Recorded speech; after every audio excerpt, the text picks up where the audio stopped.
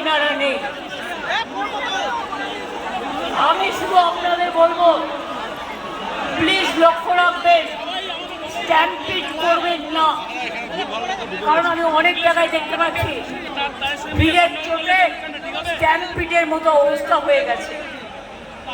আমি স্যালুট জানাই আমার সকল তৃণমূল কংগ্রেস কর্মী ভাই বোনেদের, আমাদের অভিভাবকদের, আমাদের এমপি এমএলএ, জেলা নেতা থেকে শুরু করে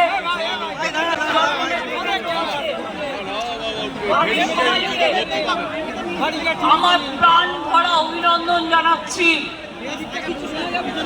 গতকাল সারা রাত আমি, অভিষেক, রাত 2টো পর্যন্ত কল্যাণ মহুয়াও ছিল।